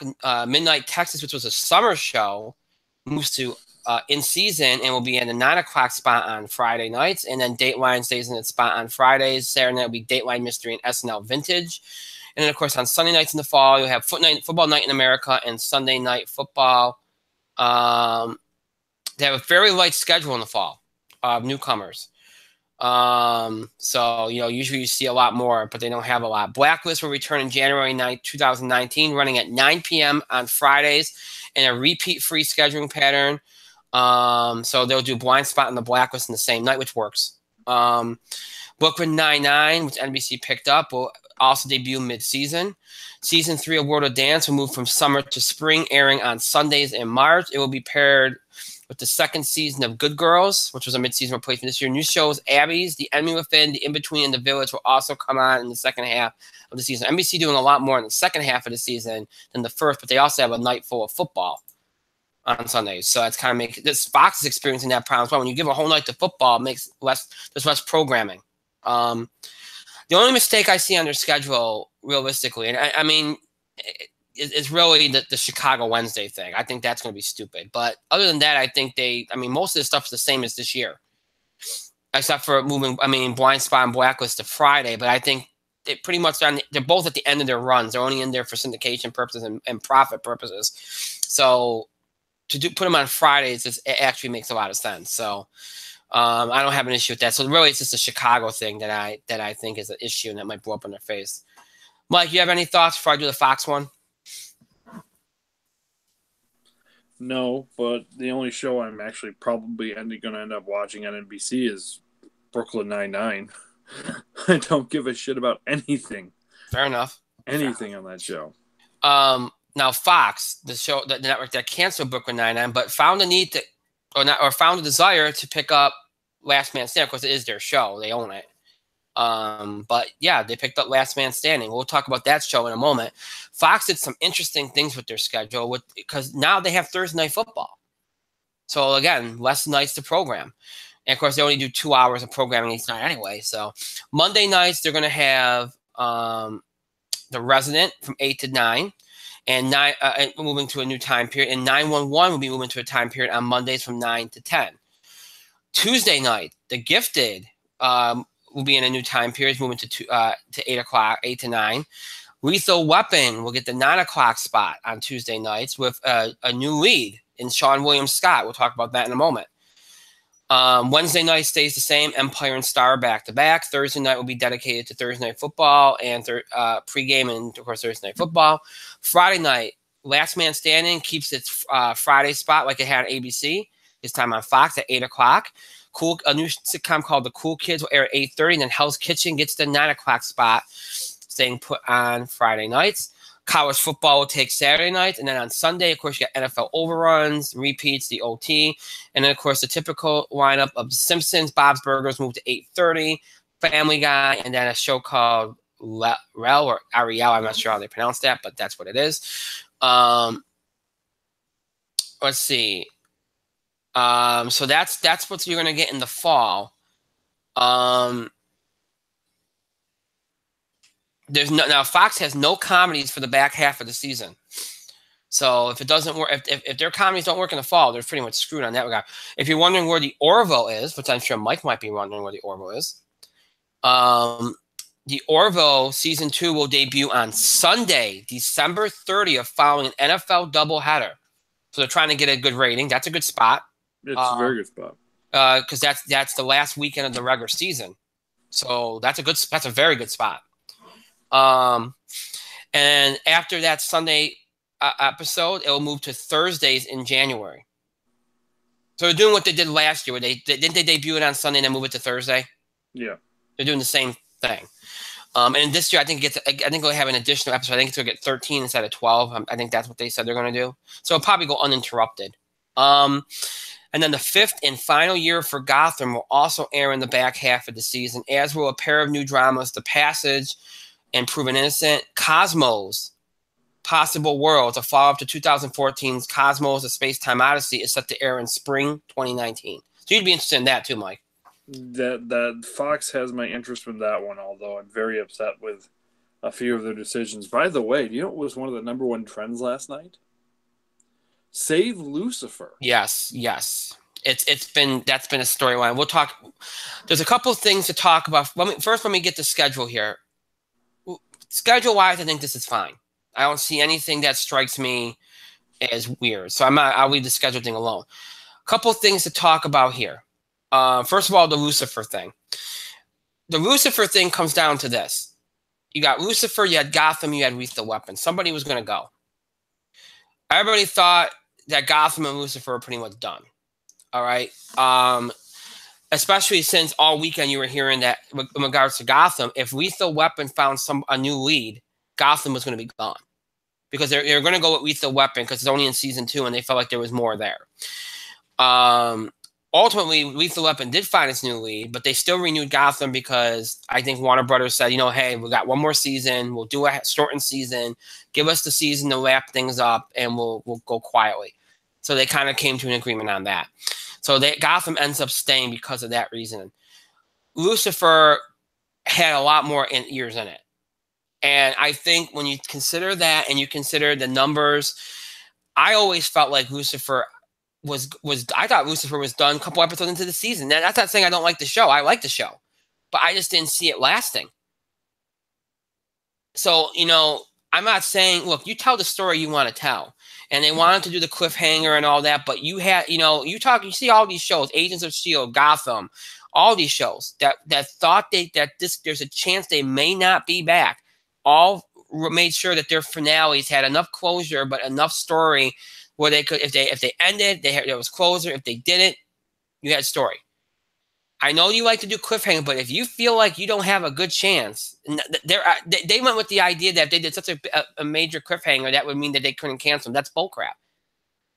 That's bold. They can still cancel you. It's all about the money and it's all about the numbers. They don't make enough money off Lucifer. Hopefully Lucifer gets picked up. I think somebody's going to pick Lucifer up. Because it's funny to me how the networks listen and guys. And I do think they listen to some things. They did listen a little bit on Gotham, just like ABC listened to a few things, like on Agents of Shield. And I think NBC listened on Brooklyn. They listen to some things. If they see that they could make a profit off it, they'll engage and say, you know what, the fans want this and we can make a profit off it. We'll take it. If the fans want it and they can make a profit, they'll do it. If they can't make a profit off it, they don't care if the fans want it. That's really what it's about. They don't see Lucifer as a profit maker. That's what it comes down to. And somebody maybe will. I still think the best hope for it right now is the DC streaming service. I don't think the CW has room for it. I don't think it'll go there. I think a streaming service is its only hope at this point. I really do. And I hope that gets picked up. It's a good show. So Lucifer is one part of this. And that, again, they've been trending on Twitter for the last 4 or 5 days. God bless them. Their fans have been great. We've seen a lot of that this weekend. Timeless, which is still trending. And I don't know if that will get picked up because it's never really it's got a huge following, but I just don't think it's going to translate into anything. I just don't see it getting picked up. Unfortunately, I wish it would because I seen the show once. I didn't think it was bad. Let's see. So we talked about Lucifer. I even threw a Timeless reference in there. That's for NBC purposes anyway. But we talked about Lucifer, the lethal weapon thing. We all know we even mentioned on the air here about the problems they were having with the leads and everything, and how something had to go. They fired. They made Quayne Crawford. They fired him. Now I didn't know. I had no idea who they were going to try to get. When I heard it was Sean William Scott, I've seen a lot of people groan and say he's not a good actor. Look, he's not the best actor in the world. But if you make sure that the character is written to his strengths, he'll be fine. And I think they will. Okay? Now, Lethal Weapon left you on a cliffhanger. They can easily use that cliffhanger to write Crawford out and easily write in Sean William Scott. Easily. So I don't think the transition is going to be rough at all. Will this work? Now, people compare this to 2.5 Men, Ashton Kutcher. That's ridiculous. Okay? Look, people have been recasted. NYPD Blue did it. I mean, you've seen major characters. You've seen major characters get recasted, but you also seen major characters leave and then be replaced by another lead. We've seen that too. This can work. The problem is, will it work? And everything I've seen this weekend, despite all the issues, it seems like the fans don't care that there was issues with the leads. They wanted who they wanted, and they don't want to watch this show without him. And that worries me if I'm a fan of Lethal Weapon, because if that rating tanks, okay, then it's done. There's no reason. I mean, it'll get to season 3. Now, a lot of people say, well, syndication, they'll probably try to squeeze out season 4. They really don't have to. They'll have enough after season 3. So if it tanks, it's done. They had incentive this year to do it because they wanted to get it to syndication. They won't have incentive next year. So this could blow up in their faces. I think personally it could work, but I don't if the fans will truly give it a chance and embrace it. So far, though, I don't see too many fans embracing it. And I don't think Sean William Scott is enough of a name that people have confidence in to give that new viewers will give it a chance. If you had an actor that maybe had a little bit of a fan base behind him that came in and maybe some fans would give it a chance that, that never did. But he's not going to draw a lot of people. He isn't. I mean, most people didn't even know where he was. But he hasn't been in anything in a while. So I think for my own purpose, because I like the show, I'm going to enjoy the show with him there. I just don't think the audience is going to embrace it. And therefore, I think the ratings are going to have an issue. And I think it's going to end up blowing up in their face. That's why I feel bad, but I think that's the truth. Because the fandom is not accepting it. They're just not. And that's why a lot of, over the weekend, you hear people say, well, you know what, why not keep Lucifer and Gotham and get rid of Lethal Weapon if you're going to get rid of the lead? And the fans don't want that. But now Gotham's the other part of this equation. Again, I already mentioned what I think happened there. So there's really no controversy there. It's the last season. They're gonna set up Batman. They're gonna move on. I always envisioned that Gotham wouldn't really end and just go over to the DC streaming service, but it's apparent that maybe the show feels like it's run its course and they're going to end, which is fine. I'd rather they end on their own terms anyway. So really no controversy there. They're lucky that Fox gave them Fox gave them the opportunity to wrap it up. I think anybody would be appreciative of that. And look, is there a chance that if Lethal Weapon, see, that's the advantage to Gotham not airing to the second half of the season. If it doesn't work out, see, this is why I would have kept Lucifer on deck too. If Lethal Weapon tanks, maybe you pull it and you put Gotham and Lucifer in that spot and get a better rating, or extend Gotham. You know what I mean? And knowing that Lethal Weapon's a dead issue for you. But you know what? I don't make the decisions. They do. So it is what it is. So that's the story of Fox. Mike, you have any thoughts you want to contribute as far as Fox goes, other than, why'd you cancel Lucifer?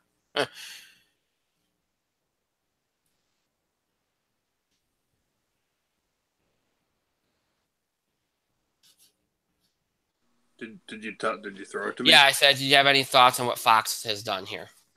Fox is dumb. Yeah, again. I don't know if Sean William Scott on Lethal Weapon is going to work, but I'm willing to give it a chance. But the Lucifer thing, and the Brooklyn Nine-Nine thing has been what's bitten them in the ass, because the thing is, you canceled Brooklyn Nine-Nine, you canceled the Mick, you canceled Last Man on Earth.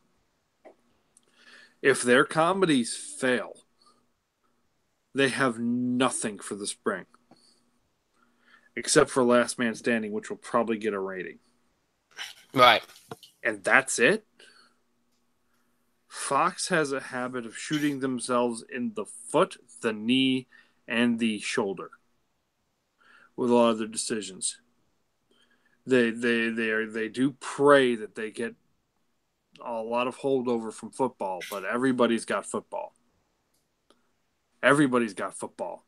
Who cares? I mean, football's ratings were down last year, so I guess less people care, but I digress. Fox kind of shot themselves in the foot, and the fact that Save Lucifer has been trending for days and days now kind of means they made a mistake. Now, I don't think Lucifer is going to be over. I think Hulu might pick it up. I think Netflix could pick it up. I think the DC streaming service could pick it up, because they'd want something popular to kind of be a draw. Right. And if Save Lucifer is going to be trending for days and days and days, it might be something that Warner Brothers and DC might want to investigate a little bit. Now, it wouldn't be, Mm-hmm. So it's strange and it's weird, but here we are. But as a whole, I'm looking forward to Cosmos. I think that's going to be fan-frickin-tastic. And I guess the Orville coming back. I should probably watch some Orville. They announced The Rookie. That's an ABC show, right? We'll talk about that in a minute. That's ABC, yep. Oh. Well, we got to keep Nathan Fillion on our network, eh? Why not? He's a draw. But, I don't really have too much to say about it. I always envision Gotham being that draw show to the DC streaming, but since they're going to end, I think Lucifer fits the bill. Yeah. Fits the bill. They should do. That's the best chance it has, I think. I really do. I think that's the best chance it has. All right, that's the story of Fox. We'll do ABC. CBS hasn't released anything yet, so we can't really talk about it. We'll probably just wait and talk about that next week, along with CW as well.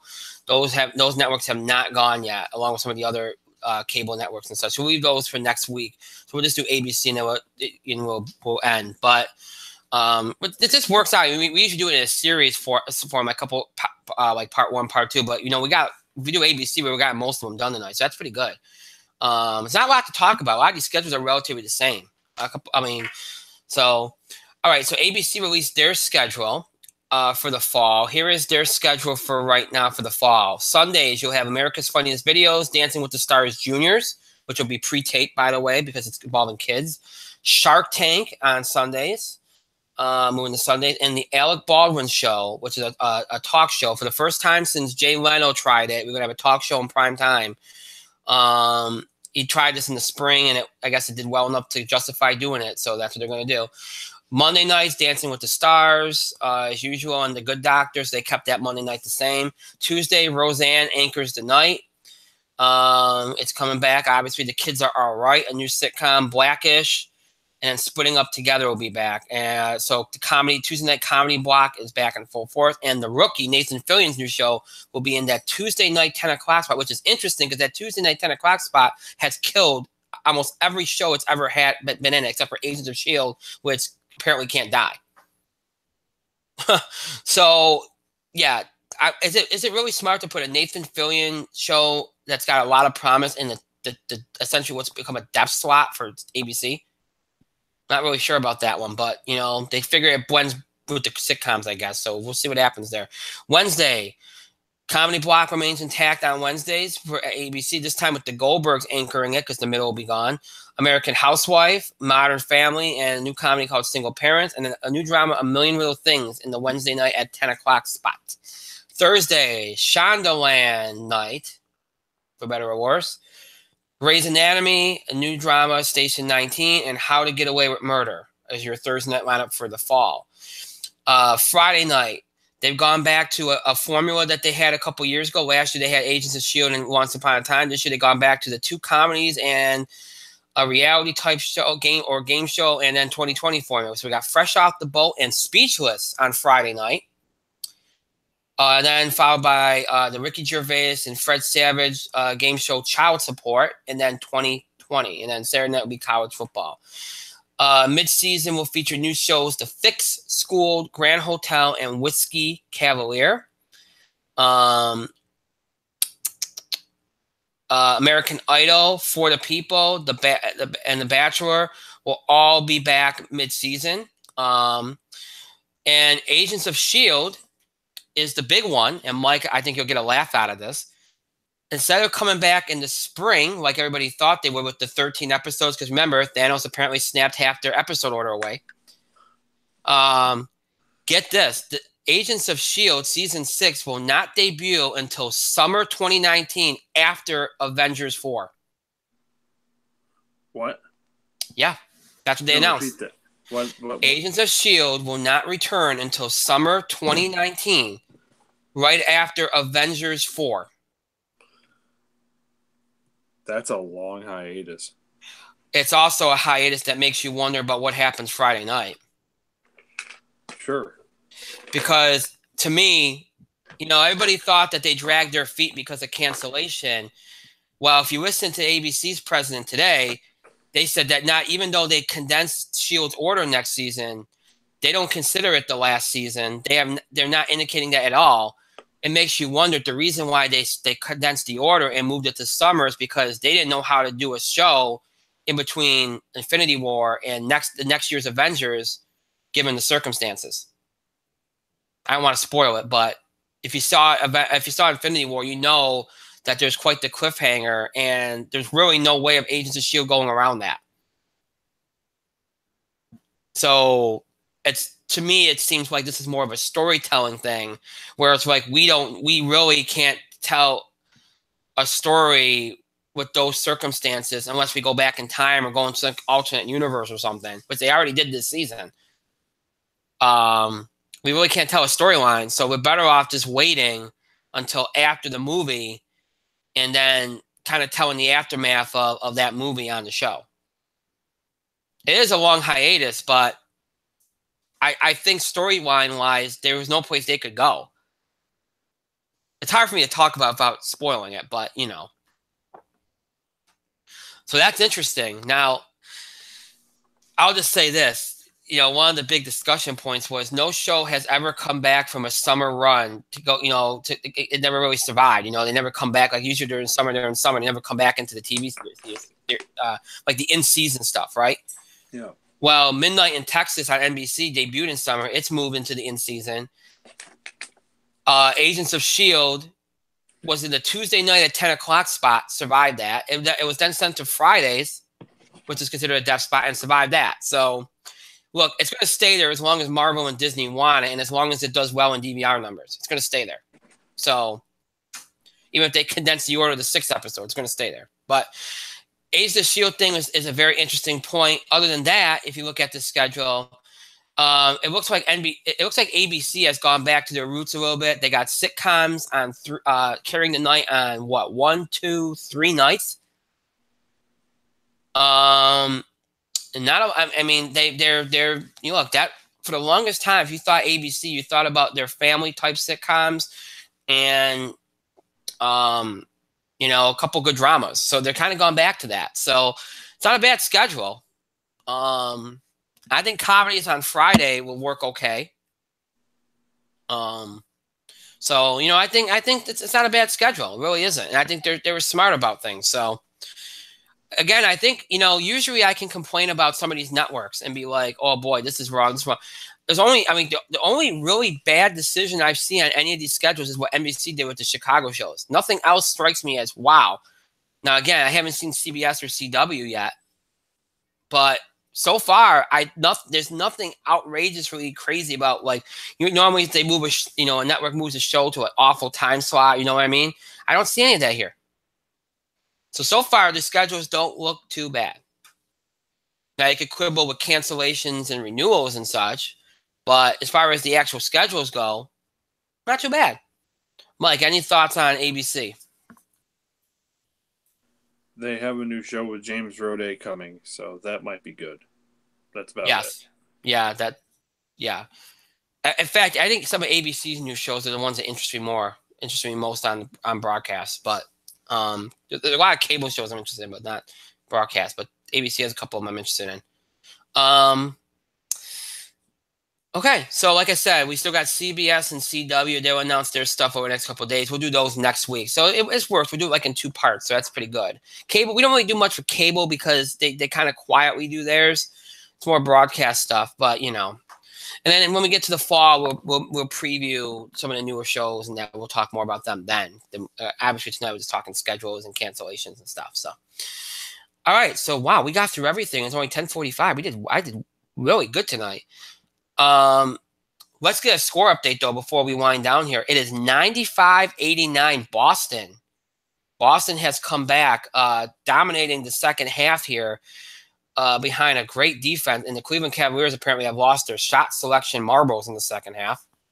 That's the way it's being described. Not my line, but it's 4 minutes left in the fourth quarter, and it's 95-89 Celtics. So this could get dicey for Cleveland. Here they got to get something going here because if they go to Cleveland down 0-2. I mean, again, I still think Cleveland has a better chance to come back from 0-2 than Houston would, but you don't want to be in that hole. And the way Boston's playing right now, especially defensively, it's going to be a very tough hill to climb. A very tough hill to climb. And remember, Boston has home court. That's important to know here. Boston has home court. So Cleveland can't rely on that in their back pocket. So you would think that make it harder for Cleveland. I still think Cleveland could fight against that more than Houston can, but still, it's something that's not good for them. So, interesting. All right. With that being said, let's wind down. As always, the show might be yours. That means you have to start interacting with trimming to our show. You continue to have your voice heard, send us your opinions, topic ideas, or breaking news items related to sports, entertainment, wrestling, wants to cover. Questions about the show, scheduling of the show, reactions, comments, opinions, things we talked about on the show. Any of these things you can do by email, Facebook, and Twitter. You can email us at itspotlight411@gmail.com. You can also follow us and tweet us at itspotlight411. Remember to use the hashtag itspotlight411 for anything you tweet regarding our show. And as always, you can find us on Facebook. Just search for In the Spotlight 411 on Facebook, and then make sure that you like our fan page once you're on it, or once you find it. We encourage you to follow us on Facebook and Twitter so you can interact with us and get the latest information about the show. Sometimes we have last-minute delays, postponements, and the best way for you to get that information is through social media, because sometimes, again, that's the only way. If something happens like a half hour before showtime, how else are we supposed to get a hold of you? So that's all. We can only do that really through social media. So that's the best way to get the information. So make sure that you follow us on social media. Remember, on Twitter at itspotlight411. Use hashtag itspotlight411 for anything you tweet regarding the show. And again, on Facebook, just search In the Spotlight 411 on Facebook, and then make sure that you like our fan page, and then you'll get all the information about the show, interact with us, and all that good stuff. There are 2 ways in which to keep up with the show and look back at classic episodes. You can stream us anytime on Google Plus and YouTube. Just search In the Spotlight 411 on both those sites. And when you do, you'll be taken to our show pages on both sites where you can find every episode ever produced for Google Plus and YouTube. You can stream those episodes anytime you want. There's every episode of mid-October 2015 all the way up to tonight's current episode. Episodes available for you to stream anytime you want. Just go to Google Plus and YouTube and search for In the Spotlight 411, and you can stream those episodes anytime. If streaming is not your thing, maybe you prefer to listen to us or listen to us on the go rather than see us. Maybe you're interested in older episodes of the show. If any of that applies to you, check us out on our main host sites, Podbean and iTunes. Just search In the Spotlight 411 on both of those sites. And when you do, you'll be taken to our show pages on both sites, where you'll have access to every episode we produced in the nearly 8 years we've been doing the show. So every episode from original Blog Talk Radio run from October 2010 to January 2011.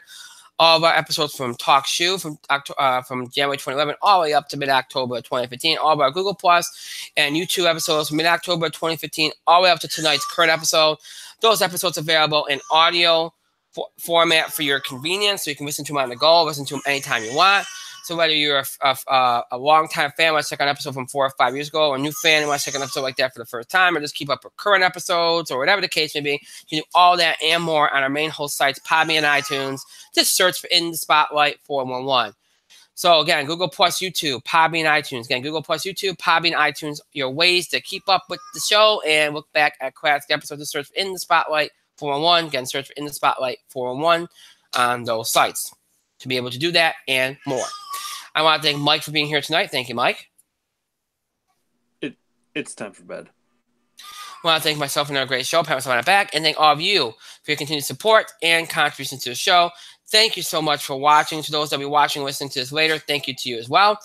That is it for tonight, and that's it for this week. Again, as we continue our schedule, this will go right through the summer, the schedule that we're on, one show a week. Our next show will be 1 week from tonight, Tuesday, May the 22nd.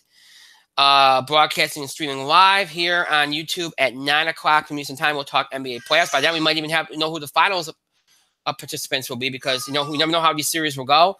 We'll talk any big stuff from MLB or any other big sports headlines we have to cover. We'll talk wrestling, entertainment, box office beat, TV highlights, any other big entertainment news. We'll talk TV upfronts, CBS, CW.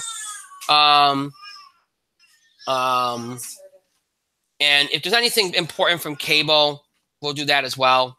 But we don't usually do that. But if there's anything big, we'll do it. So we'll finish the upfront stuff and tie that up.